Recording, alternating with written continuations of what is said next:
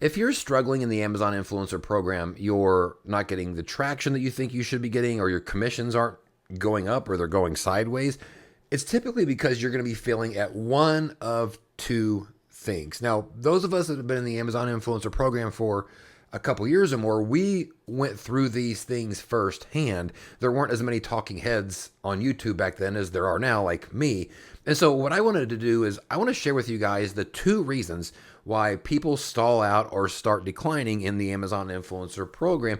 And then I'm going to explain to you how you can actually track each one of them going forward to make sure that you are on the right track so that you don't fall into one of these two traps. If you don't know, my name is Rob. I've been in the Amazon influencer program for 2.5 years, and I'm here sharing my tips, tricks, and advice. I just realized that I'm dressed like a blueberry. I'm just here sharing my tips, tricks, and advice, things I've learned along the way, both good and bad, to hopefully help you make more money in the Amazon influencer program. So if that sounds good to you, like it's in your wheelhouse, hit the subscribe button now, and also go ahead and hit the like button, because this is going to be a good video. I promise. I do think that I am your Amazon influencer guy.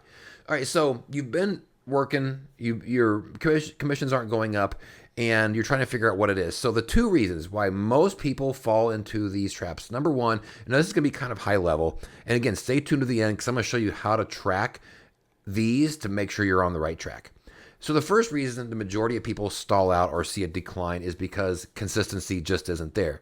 Now, consistency can mean a lot of different things, right? It can mean how much you're uploading per day, how much product research you're doing, how much reaching out to brands that you're doing. It can mean a lot of different things, but consistency is key. There are a lot of people that are complaining about their commissions that will say something like, but I worked a lot last Wednesday. But you have to be working not every day with this, but most days in the Amazon influencer program. It doesn't certainly have to be all day, and sometimes an hour, 30 minutes sometimes can really do you good. But if you're finding that your commissions are stalling out and you look back and you haven't done anything at all in the program for like 3 days other than your basic creator connections cross checks, I've been saying this for a while, your stuff's going to start going down. So you have to have a consistent work schedule of some sort, working 5 out of the 7 days a week, doing something. Certainly the more the better, and obviously life comes into play here and it gets busy, but that doesn't really mean anything to the Amazon influencer program. If you are not putting the time in that's required to make headway, you're simply not going to make headway. So most people fall into that category of they're just not doing enough consistently. But if you are, the second reason would be that you are targeting the wrong types of products to participate with. And this, for us that have been around for a while, this was one that we all fell into because we talk a lot about how at the beginning we were accepting all these products and we weren't making a lot of money from them, even though we were working really hard. Our consistency was there, but the product selection wasn't. And we didn't really understand that until probably more so over the last year especially. So the second reason why the majority of people end up having a stall out is because they are working hard, but they are consistently choosing the wrong type of products to make videos for. I've talked about this in a lot of my other videos that Amazon tells us that we should be targeting products that are selling already, right? So we want to target products that have a sales history, and we want to target products where our videos have a chance of actually getting watched. Less video saturation if possible. Very few influencer videos on there. And if you can do those two things, then all of a sudden you're in good shape. But a lot of us spend a lot of time, and still are for some of you, working with products that don't match one or both of those pieces of criteria. So the second reason is because your product selection is just bad. Your consistency might be fantastic, but if you're consistently working with products that are not viable, that don't give you a good chance of making any money, you're just simply not going to make any money. So those are the two reasons, right? We have a consistency issue, and then we also have a product selection issue. Let me show you a way that you can actually track both of these things to determine if from here going forward, you actually are on the right track. So in the Oink for Influencers extension, I recently launched a new feature called the Storefront Performance Analysis. All you have to do is, if you are a pro subscriber, you're going to go to your other actions on your storefront and select the second to last one right here. Now, what we're going to see here is 6 different graphs. These are graphs that shows us the trends of our behaviors. Now, first, let's talk about consistency. With this new tool, you can track your upload velocity. If you are uploading videos at an increasing pace over the course of time, right? Consistency means the numbers should continue to go up. If you look here at my own velocity, in fact, if I make it a little bit bigger, you can see here that mine has been going up over the course of the last 1,000 videos that I have made. That's the kind of consistency we want. If this was going up, down, you can see here it was a little bit inconsistent. I had a massive drop here.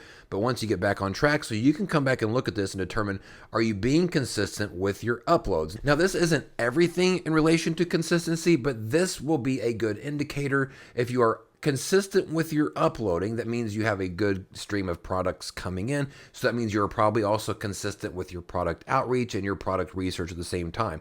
So you can come here, look at your upload velocity and see, is the number going up like you would expect? And if so, that probably means that you are getting better at your overall consistency. Now, when we talk about the second thing most people are failing at, it's choosing unreliable and unviable products. And this is where the other five, all right, 1, 2, 3, 4, 5, the other 5 graphs come in. Because with these, we want to see these go a certain trend that will tell us that we are consistently choosing better viable products. For example, if we want to see the average product price, we want to see that trend going up, right? If we see that, that means we are consistently choosing products where the price is getting higher and higher on an average price point.